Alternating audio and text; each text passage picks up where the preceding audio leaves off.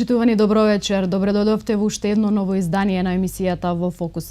Како што добро знаете, секоја недела обработуваме теми, актуелни теми од различни сектори. Вечерва разговараме со првиот човек на Агенцијата за катастар на недвижности, Славче Трпески. Добре дојдовте. Добре ве најдов во студио. За прв пат сте овде кај нас, секако има доста голем број на теми кои што треба да ги обработиме, но во овие половина час ќе се сконцентрираме на она кое што е последно актуелно, кога е во прашање Агенцијата за катастар на недвижности, а секако ги опфаќа и општините каде што зрачи телевизијата К3.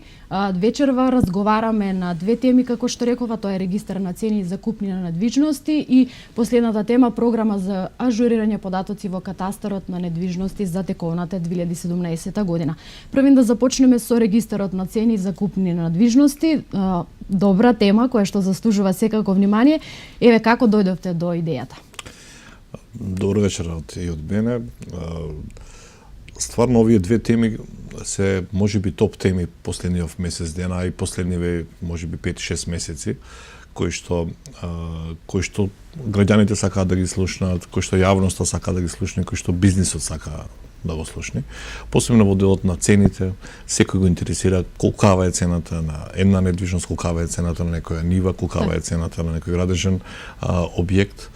Идејата не е наша оригинална, идејата за регистарот на цени или за масовната проценка, која што е втор дел од регистарот на цени, е потекната од Соединените Американски држави, таму некаде 20-тите, 30-тите години, веднаш после првата светска економска криза од минатиот век, значи 20-13 години од минатиот век, за прв пат е направена масовна проценка на недвижности и понатаму, односно секој објект без разлика дали е деловен, дали е стамбен, дали е земјоделско земјиште, дали е градежно, дали се шуми, ливади, пасишта и така натаму, да си добие своја вредност.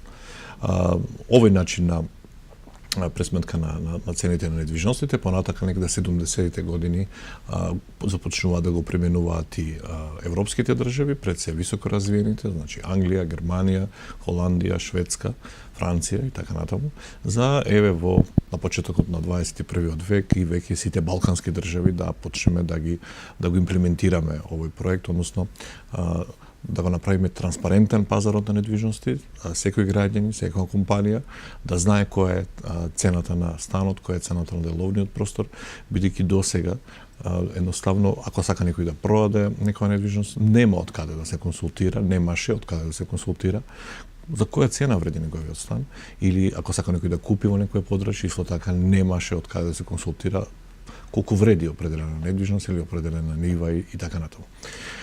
Ова е убава можност да нешто што е направено во најразвиените земји да полека го спроведуваме и во Република Македонија. Така е, и во другите земји го има, меѓутоа кога започна да се имплементира во Република Македонија? Да, Агенцијата за катастар недвижности со новиот закон за катастар недвижности што го донесе во 2013 година, за прв пат тогаш законски се оформи регистарот на цени недвижности, значи ја доби својата законска рамка за покасно веќе во 2015 година, значи во март месец, да ги создадеме сите технички предуслови и да започнеме во електронскиот катастар да ги евидентираме сите трансакции за недвижности.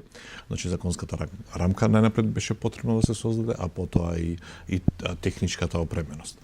Денеска, благодарејќи на техничката опременост, односно благодарејќи на електронскиот катастар, секоја трансакција која што се случува во Република Македонија, пример секоја транзакција мора да помине преку определен нотар, покрај договорот за купопродажба мора да се потполни еден образец кој што ги кажува карактеристиките за определена недвижност. Значи покрај тоа што во договорот ја пишува цената на недвижноста, ја има и оданочената вредност, во тој образец се собираат и дополнителни карактеристики на недвижноста, например на колку ката е истата, дали има водовод во истата, дали има значи топлификација евентуално, дали има електрична енергија, од каков материјал е изградена, дали е тврда градба, дали е од дрво, значи некои генерални карактеристики кои што понатака треба да ни помогнат за реално да ги процениме недвижностите во Република Македонија.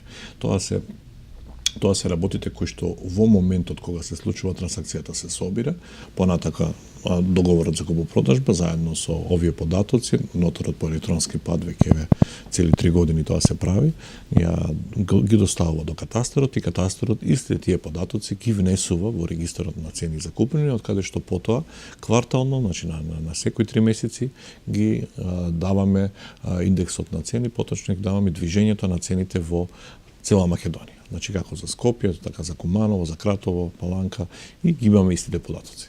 Така, споменавте електронски, сето тоа е на некој начин олеснето и на граѓаните и на сите институции кои што се вклучени во самиот тој процес, но докаде се граѓаните свесни, односно докаде се тие информирани како треба да тече постапката, дали тие се запознаени по електронски пат или пак можеби да дојдат во некој од подрачните оделенија? Значи, благодарејќи на електронскиот катастер и заложбите на владата на Република Македонија да се сите трансакции што се случуваат во Република Македонија да мора да се одвиваат по електронски пат, благодарејќи развојот на електронскиот шалтер денес со катастерот се поврзани сите нотарски канцеларии, денеска се поврзани сите општини, сите извршители, сите проценители, а веќе имаме голем број на адвокати што се поврзуваат, сите државни органи, така да катастерот веќе еве трета година поред работи исклучиво по електронски пат. Тоа значи се граѓанинот дека тој треба да дојде кај нотарот за да го подпише нотарскиот договор и да го потполни формуларот кој што се однесува за регистарот на цени и со тоа врската завршува, бидејќи понатака нотарот е должен договорот за купопродажба заедно со формуларот да го достави до катастерот, катастерот понатака го обработува и повратно го информира нотарот дека трансакцијата е завршена и дека целокупниот процес е завршен, односно граѓанинот добива имотели. Секако граѓанинот има можност да го следи целокупниот тек на предметот, односно при поднесувањето на барањето, самиот систем генерира код кој што возможува и на нотарот и на граѓанинот да го следат текот на самиот предмет, односно да видат кој момент е примено, кој момент е распоредено кај определен референт, кога одлучил референтот, како одлучил, дали е позитивно, негативно, значи имаме огромна транспарентност во тој дел. Така да граѓаните треба да бидат спокојни, гужвите во катастерот се веќе минато, бидејќи токму електронското работење овозможи да граѓаните да не се шетаат од една врата на друга врата, од нотар до катастер, до општина, туку доаѓа кај нотарот, кај нотарот ја завршува својата работа и во катастерот, доаѓа во општина, во општината ја завршува својата работа и во катастерот, општината се грижи за целокупниот процес, впрочем ова е најдиректна имплементација на проектот Нема погрешна врата. Така, сепак ова е доста позитивна мерка, сепак самите граѓани имаат увид во целиот тој процес додека да дојдат до она за кое што имаат потреба од услугата на Агенцијата за катастарни недвижности, но моето следно прашање, според која методологија се врши сумирање на податоците? Ние, за да стигнеме до секоја недвижност да добие својата цена, треба да изодиме еден пат. Тој пат е најнапред доволен број на трансакции во регистарот на цени за купнини. Во Република Македонија минатата година имаше околу 25.000 трансакции, значи 25.000 купопродажби севкупно се случиле на територијата на Република Македонија. И покрај трансакциите кои што ни кажува во определени подрачја какво е движењето на цените, ќе биде неопходно да се соберат и дополнителни податоци за да можеме на крајот да направиме буквално проценка за секоја недвижност во Република Македонија. Методологијата која што во моментов ја користиме при издавањето на податоците од регистарот на цени за купнини се просечните цени на станови, просечните цени на деловните простори, извадени директно од реалните трансакции што се случиле на терен. И малце подоре ќе ги кажеме и тие просечни цени, но кога ќе дојде време да ја правиме основната проценка, тоа очекуваме да се случи веќе наредната година, бидејќи оваа година треба да собереме податоци, да почнеме да собираме податоци од терен. Како пилот имаме 4 општини, тоа ќе биде општината Кисела вода во Скопје, исто ќе биде една рурална, тоа е Зелениково, Свети Николе и градот Костивар. Тоа не се пилот 4 општини каде што ќе започнеме да ги собираме и дополнителните податоци и веќе наредната година очекуваме да започнеме и со масовната проценка каде што веќе ќе се применат современи методи и методологии за проценка на недвижности кои што се базираат на европски и светски стандарди за масовна проценка. Значи, ние работиме масовна проценка, а не индивидуална проценка. Значи, проценителите и понатака ќе си ја работат својата работа, ќе си ги работат своите индивидуални проценки, а катастрот ќе направи една масовна проценка каде што секој објект ќе се знае која е недвижноста и кој ќе ги соберете сите објекти во државата, ќе знаете која е вредноста на сите недвижности во Република Македонија. Во Република Македонија, но што Да. сигурно ги интересира жителите на североисточниот регион во кој што зрачи регионалната К3 телевизија, секако е како се движат цените на недвижностите и закупнините, но за тоа можеби малку да ми одговорите подоцна дали цените во стартуваше новата тековна 2017 година, дали како започнавме, со повисоки или со пониски цени? За како започнавме, ќе кажеме некаде во средината на март, мора да поминат средината на април, мора да поминат првите 3 месеци, кварталот, за да ги сумираме резултатите. Во цените не можам да кажам, но можам да кажам како започнавме во делот на трансакциите. Значи, што се однесува до бројот на трансакциите, морам да кажам дека имаме исклучително мал број на трансакции. Очигледно е дека политичката криза, неформирањето на владата си го прави своето, така да луѓето се стрпливи во делот на купување на станови. Посебно тоа беше изразито во јануари месец, во првиот месец од минатата година, од оваа година. Сега веќе во февруари почна да расте бројот на трансакциите и пазарот на недвижности почнува да се движи. Секако во јануари месец покрај политичката криза големо влијание имаше и примената на новиот закон за нотаријат, новиот закон за кој што кажува дека покрај нотарот сега веќе при определена трансакција со недвижност треба да биде вклучен и адвокатот, па неговата примена исто така беше на некој начин не беше до крај јасна за нотарите и адвокатите. По моите последни информации се дека тоа е веќе надминато, точно знаат кој како треба да постапува во целиот овој процес и затоа веќе и тие проблеми се надминати, полека пазарот на недвижности се раздвижува. На крајот на месец март, поточно почетокот на април, веќе ќе ги имаме и цените на недвижностите и сега ќе ги споредиме со минатогодишните и со целокупното движење на цените од минатата година. Иначе генерално цените за минатата година имаме благ пат на цените на недвижностите, посебно изразито во Скопје, бидејќи имаме голема градба, огромна градба на голема градежната експанзија, понудата на станови е голема, поради тоа имавме и во текот на целата година пат на цените на становите во градот Скопје. Во Републиката имаме различни места, например во Охрид имаше раст на цените на становите, а овде за овој регион можеме и подетално да така еве да како се движат во североистокот цените на недвижностите и закупнините. Да, еве на пример новата табела ти прочитам трансакциите по типови на недвижности, тоа е убаво да се знае какви се типови на недвижности се продаваат. Така на пример во Куманово во текот на 2016 година имаме 35% од вкупниот промет што е направен на станови отпаѓа на недвижности, отпаѓа на станови. 9% се продали од вкупниот број на трансакции куќи, деловни простори се 18%, земјоделското земјиште 26% и градежното земјиште што се продало 12%. Во Кратово се работи за општина кај што има стварно мал број на трансакции. Таму, на пример, становите од вкупниот број на продадени недвижности, станови се 31%, куќи се 10%, деловни простори се 31%, земјоделско земјиште 25%, градежно земјиште само 4% и Крива Паланка од вкупниот број на трансакции 13% отпаѓа на станови, 5% отпаѓа на куќи, 34% имаме на деловен простор, земјоделското земјиште е апсолутен рекорд во регионов, дури 35% од вкупните трансакции за минатата година биле за земјоделско земјиште во Крива Паланка, значите како интересно е земјоделското земјиште во Паланка, и градежното земјиште отпаѓа на 13%. Во однос на самите цени, можеме и тука да споменеме определени податоци, цените по метар квадратен така сепак како се ќе ги движат. интересира сите оние кои што можеби ќе сакаат да си земат нешто. Да, сигурно.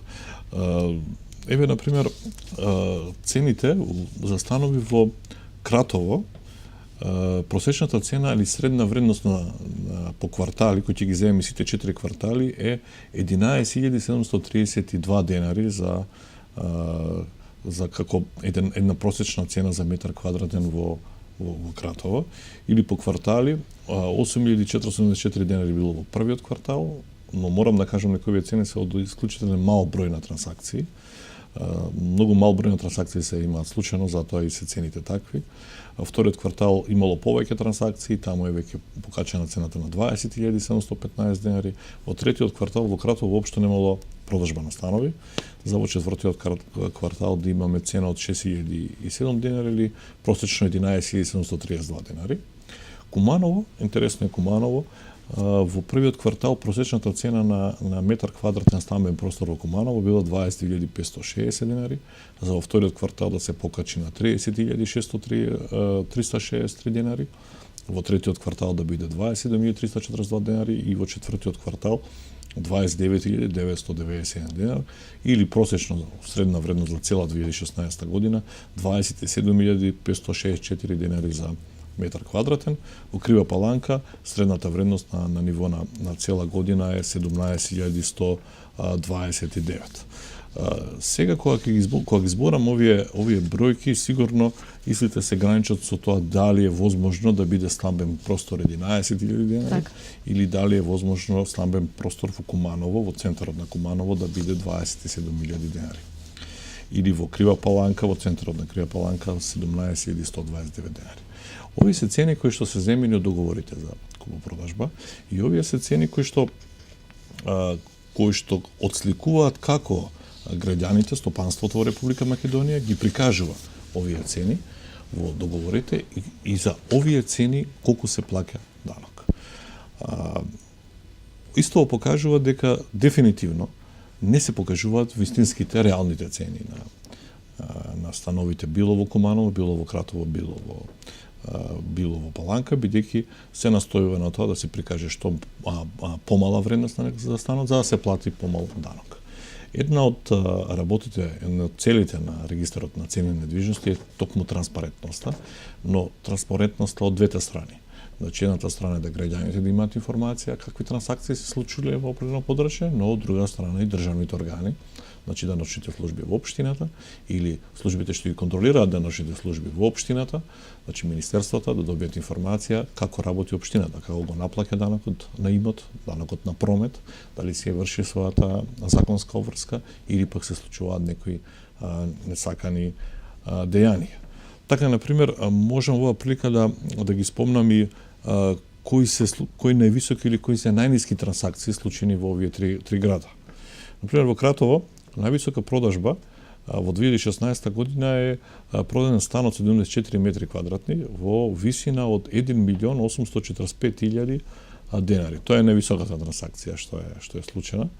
А најниската продажба што е направена во Кратово е продадена нива во вредност од 6.000 денари во површина од 300 метри квадратни. Значи, некој за 100 евра се купил нива од 300 метри квадратни. Во делот па на закупот, бидејќи покрај цената на становите, катастарот го регистрира и закупите во регистарот е и за цени, но и за закупи. Например, највисокиот закуп во Кратово е платен изнесува 61.500 денари или 1000 евра за деловен простор од 442 метри квадратни, а додека најмал закуп е платен 750 денари, зборам за метри, значи 6000 евра за деловниот простор од 442 квадрат или 750 денари, ова е за деловен простор од 50 метри квадратни, што е месечна закупнина, што укажува дека и како е нереално. Интересно е за Куманово да се видат потоци, да сепак Куманово е голем град. Така. Највисоката продажба во Куманово изнесува 91.125.000 денари, значи највисоката трансакција, и се работи за продажба на деловен простор во површина од околу 3.300 метри квадратни, додека најниската купопродажба е 1.742 денари, се работи за нива од 3.114 метри квадратни. Може да мислите дури можеби тука просечната цена е 0,5 дени за метар квадратен, што укажува на нереалната состојба. Највисокиот закуп во Куманово пак е 173.750 денари и се работи за закуп на деловен простор од 462 метри квадратни, значи ова е месечна закупнина од приближно 3.000 евра за 462 метри квадратни што се користат, додека најнизок закуп во Куманово е 42 денари за нива од 66 метри квадратни. Интересно е да се види Крива Паланка. Крива Паланка највисоката купопродажба е 2.902 денари и 800 за деловен простор од 125 метри квадратни, додека најниската е 5.240 денари за нива од 524 метри квадратни. Највисокиот пак закуп во Крива Паланка е 65.190 денари за деловен простор од 350 метри квадратни, додека најнизок закуп е 50 денари, може да мислите 50 денари пријавен официјално за нива од 1176 метри квадратни. Сите овие податоци укажуваат и транспарентноста на овие податоци и неслучајно ги прочитав, опатуваат една порака, односно една димензија која што на западот, на западниот свет не му е позната. Невозможно е на запад во договор за купопродажба да ставите дека за нива од 1176 метри квадратни или за нива од 500 квадрати плаќате 50 евра или 60 евра. Значи, целта на регистарот и целта на масовната проценка е да има реални цени на недвижностите, значи она што на вистина се случува, а не фиктивни цени на становите. Тоа е према граѓаните, према бизнес заедниците, додека према даночните служби, тука во Куманово, кој што даночната служба е надлежност на општината, така и во цела Македонија, сите даночни служби за прометот на недвижностите се во рамките на општините, е еден добар показател дека овие податоци се веќе транспарентни, се јавни и дека веќе се достапни за сите органи и треба да си работата согласно законот. И кога ќе им доаат вакви трансакции со многу ниски цени или пак можеби многу високи цени, во Скопје има и такви случаеви, и дека треба да обрнат внимание и да ги проценат недвижностите соодветно согласно законот. Конечно, масовната проценка, односно изготвувањето на масовната проценка, која што ќе ја започнеме, како што кажав, 18, очекуваме до 19 година да ја завршиме, ќе даде процена реална на секоја недвижност во Република Македонија и тоа ќе биде едно сидро кое што ќе овозможи за секој граѓанин да знае која е цената на недвижноста, но и за државата да знае која е цената на недвижноста, а секако секоја недвижност, секој стан, секоја внатрешна опременост па си носи некоја своја дополнителна вредност, но тоа е работа за индивидуалните проценки кои ги прават приватните проценители. Така, пред да преминеме на втората тема за разговор, какви се придобивките за граѓаните, но и какви се придобивките за институциите со воведување на регистар на цени?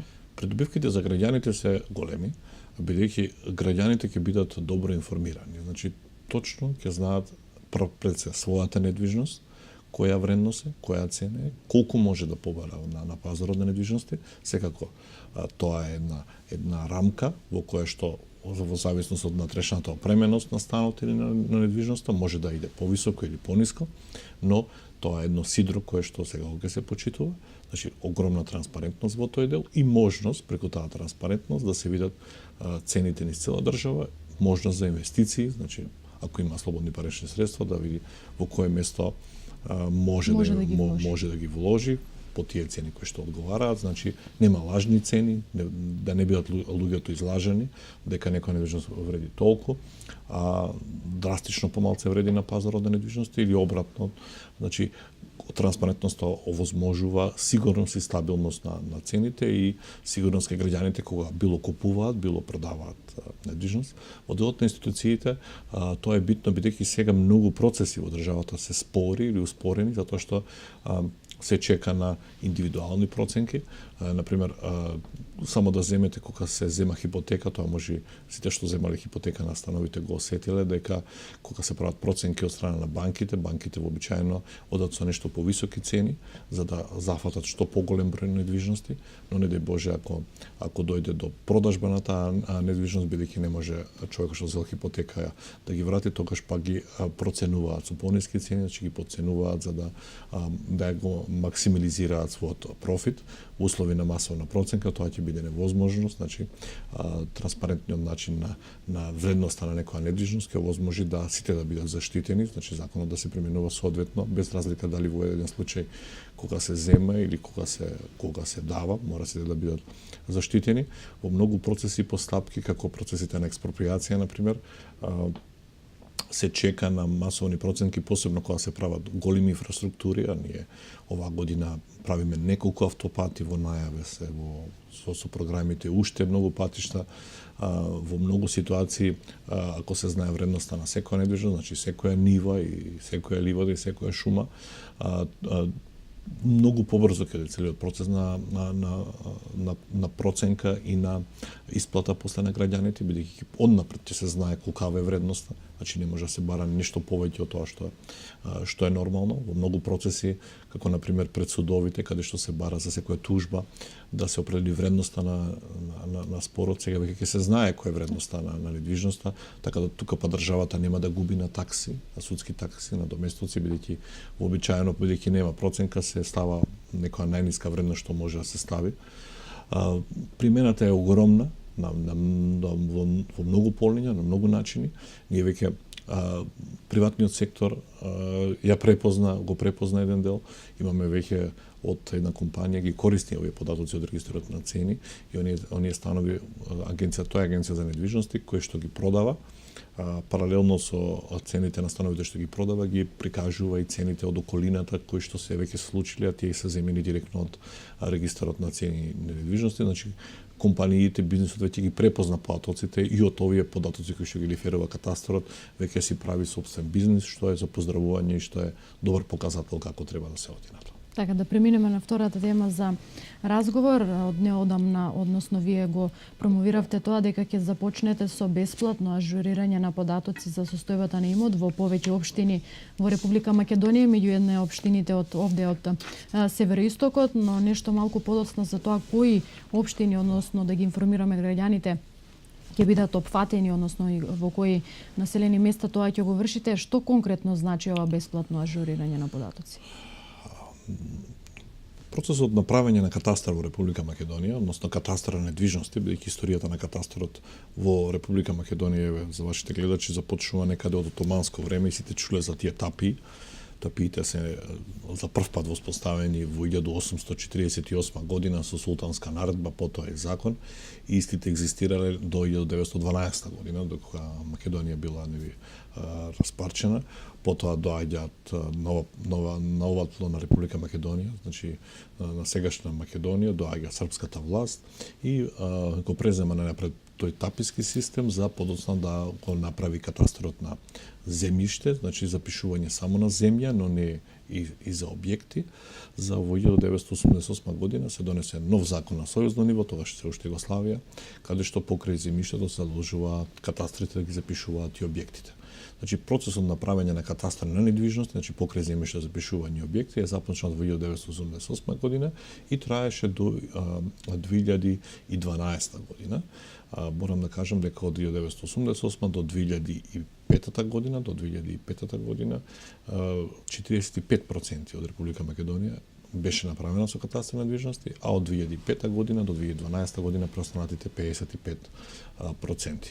Во овој процес на правење на катастар, најголем дел од начинот како да се направи катастар на недвижности бил по пат на авионско снимање, и тоа граѓаните го знаат, посебно тука во Куманово и во делот на Старо Нагоричане, Младо Нагоричане, каде што подоцна се јави определени проблеми. Процесот на авионско снимање се одвил на тој начин што граѓаните биле информирани дека мораат да си ги обележат своите дворови, значи мегите на своите дворови, мегите на своите нивни по полињата, и се знаело точно определен ден кога ќе помине авион, ќе се снимаат тие белеги и од тоа понатака ќе се направи катастарот на недвижности. Во оваа постапка, во оваа процедура, секако имало многу контролни механизми како тоа да се направи, покрај информирање на местното население, а задолжително катастар луѓе од луѓе од катастар доаѓале и покажувале како тоа треба да се направи и го контролирале процесот на местење на тие ознаки. Понатака после авионското снимање, повторно катастарот излегува на лице место и се ги прашува граѓаните за секој од тие ниви, чија е припадноста, дали е тоа добро веќе пресликано на скица, значи од авионско снимање, од сликата на скица, и дали граѓаните се согласуваат со тој начин на распределба на земјиштето, на собственоста. Потоа граѓаните биле повикувани да ги донесат своите документи, значи ТАПИ, договори за купопродажба, градежна техничка документација, се со цел да бидат запишени и да добијат имотен лист, за тоа катастарот носел решение на кое што граѓаните имале право на жалба и така натаму, но овој процес на брзо правење на катастар, значи авионското снимање, процес на брзо правење на катастар, додека пример ако другиот начин, ако сметаме дека е посигурен, тоа е начинот да секоја недвижност да биде премерена на лице место од геодет. Тоа е веќе поспор начин и никој во светот не го применува. Доведе до тоа да испаднат определени граѓани да бидат незадоволни од тоа како денеска е запишана таа негова нива, која што порано била со една квадратура, денеска може да е помала или да е поголема, но зафаќа од кај комшијата и така натаму. Знаете, во тој процес на ставање на тие белези за своите ниви има многу случаеви каде што граѓаните, ако имало земјиште на Република Македонија, гледале да ја прошират својата нива, мислеле дека катастарот ќе им ја даде собственоста и на или тој дека дел. можеби тоа нема да се забележи. Да, но за жал во таквите случаеви каде што или пак комшијата не е тука, па белезите 1 метро ќе ги ставам поблиску во нивата на комшијата, но секако во услови кога катастарот располага и со стари податоци, сега веќе и со нови податоци, тоа не може да се реши на тој начин, и во таквите случаеви катастарот кога се правил конкретно за Куманово, например, за делот на Горичане, во ваквите случаеви кога некој ги ставил своите белези кај својот комшија, веќе како собственици се појавуваат и двајцата, и едниот и другиот, бидејќи катастарот знае дека старата нива била со површина пример 500 квадрати, новата е со 550 или 600 квадрати. Како и да е, имајте во предвид дека имаме на една страна ваква ситуација, пак на друга страна имаме ситуација каде што граѓаните воопшто не ги обележиле своите ниви и воопшто не се појавиле во процесот на систематско запишување, значи воопшто не ги доставиле своите документи. Морам да кажам, пред се тоа се однесува за руралните општини, каде што граѓаните више се иселиле, не се тука или пак не знаеле да ги обележат. Што се случува еве доколку не ги обележат? Да, токму затоа е овој процес. Значи, имајќи го предвид ова, дека од една страна имаме ситуација ваква, каде што имаме мешање на меги, а од друга страна имаме или навлегување на едни комши кај други, а од друга страна имаме ситуација каде што па не се јавил ниту еден комшија, никој не се јавил да го бележи.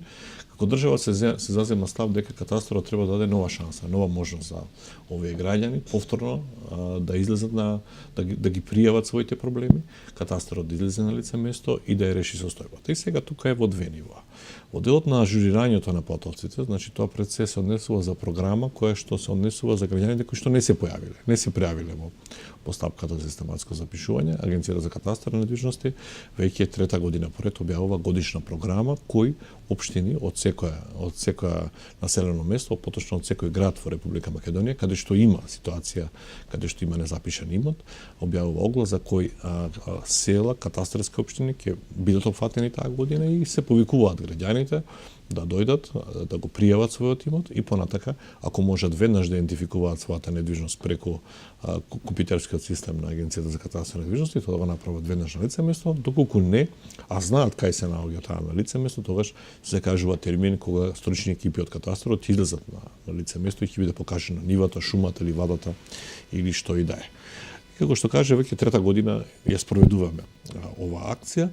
Оваа година владата Република Македонија донесе нова годишна програма и јас би искористил оваа можност да ги повикам граѓаните од Куманово, Кумановско, пред се тука е делот од Старо Нагоричане и би ги набројал сите села кои што се кои што се опфатени за оваа година да дојдат до катастарот во Куманово, да поднесат пријава, да ги донесат своите документи што ги имаат, значи тоа може да бидат поседовни листови, договори за продажба, градична техничка документација, се со цел да им се изврши упис на правото на собственост. Значи за оваа година во оваа програма се опфатени и населените места од минатите години кои што се уште не се завршени, но и нови.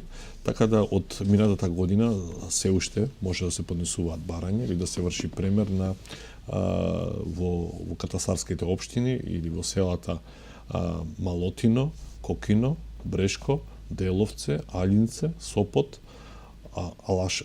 Алашевце, Белјаковце, Свиланце, Бајловце, Пелинце и Длабочица.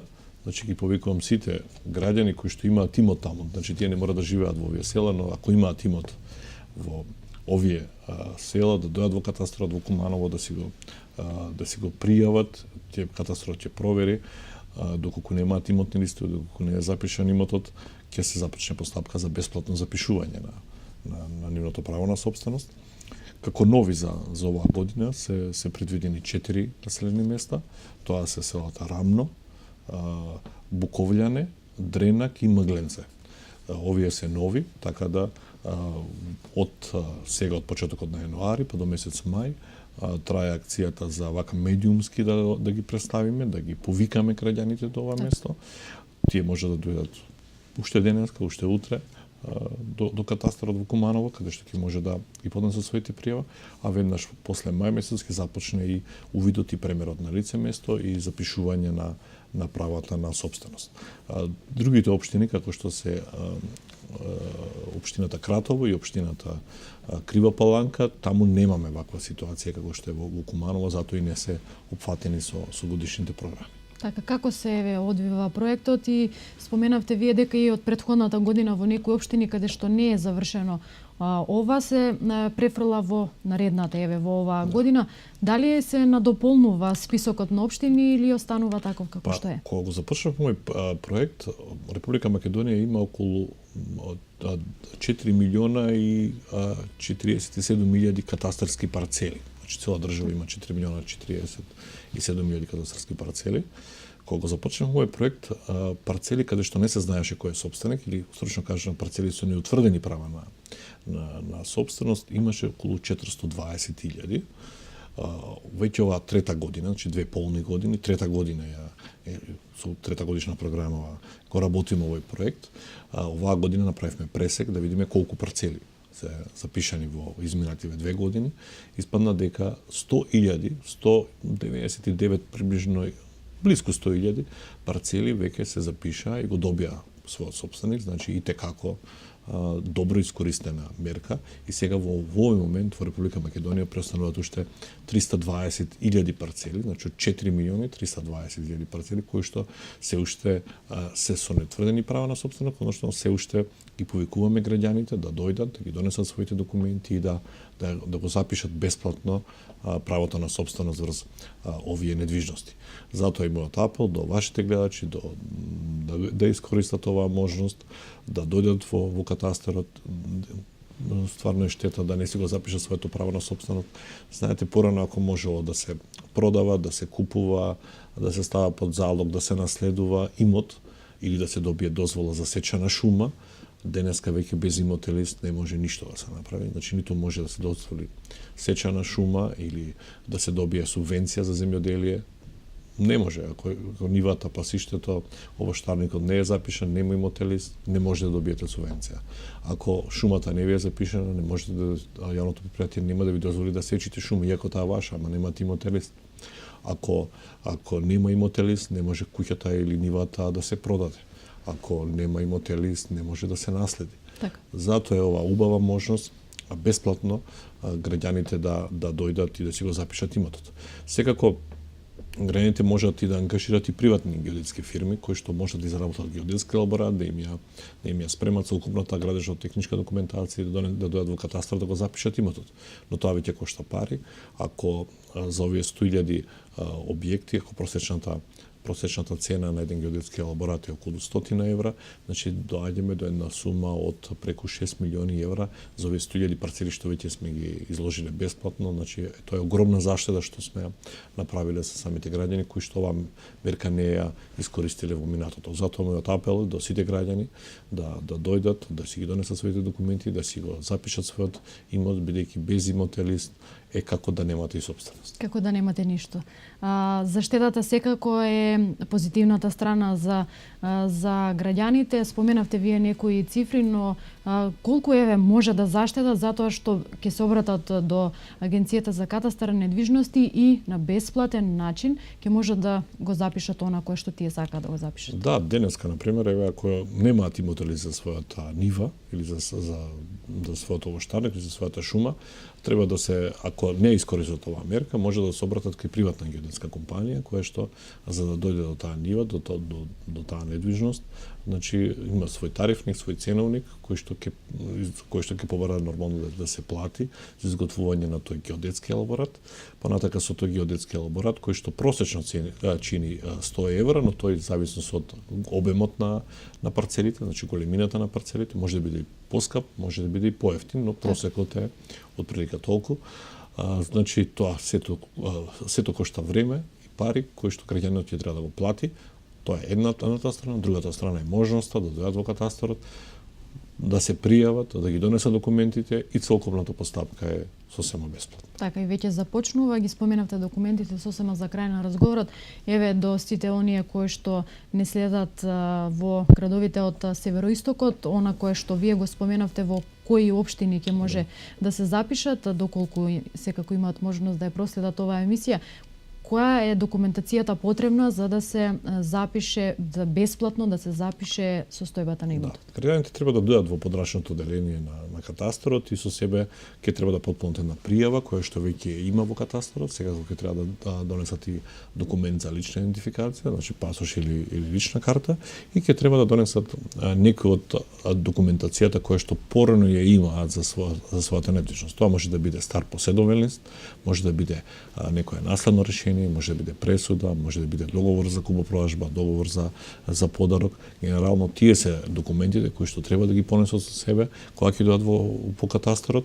Пријавата ќе се потполни на лице место, ќе се идентификува граѓанинот и на тој начин е поднесена пријавата. После поднесувањето на пријавата, секако во пријавата ќе биде оставен и контакт телефон, граѓанинот ќе биде повикан за да идентификува својата недвижност, да покаже каде истата се наоѓа.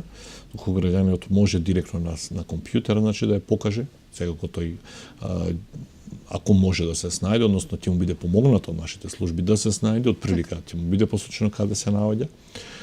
Ако ја покаже точно со мери и граници, ќе нема потреба да се лага на лице место, но доколку граѓанинот не може да се снајде и да каже каде точно се наоѓа нивата врз основа на потоците што ќе ги види од катастарот, тогаш службите заедно со него ќе излезат на лице место да истата биде покажена, означена, катастарот ќе изврши премер на истата и понатака ќе биде изготвен геодетски елаборат, истата недвижност ќе биде запишана на име на граѓанинот и истиот ќе добие имотен лист. Еве, сосема за кратко, колку временски период е потребно за да се заврши целиот процес? Ако за 2 години успеавме да завршиме 100.000 парцели, а ни остануваат уште 300.000, значи се работи за еден процес кој ќе трае подолго. Затоа се овие апели до граѓаните да многу работи зависат од нив, значи ако граѓанинот не дојде во катастарот, ако не посочи каде му е неговата парцела, ние како катастар за жал немаме податоци да ја утврдиме точно каде се наоѓа. Ние знаеме во определен блок каде се наоѓа, која површина му е од минатото, но точната локација не можеме да ја посочиме, затоа бараме помош од граѓаните. Многу зависи од нив. Јас се надевам дека од ден на ден свесноста за имотниот лист, системот кој што го изгради државата, дека буквално ништо не може да направите, дури денеска не можете ни електрична енергија да земете ако немате или да се приклучите на вода ако немате имотен лист. Самиот систем на некој начин го тера граѓанинот да си биде одговорен према својата држава, да си ја запише својата недвижност и тоа на бесплатен начин.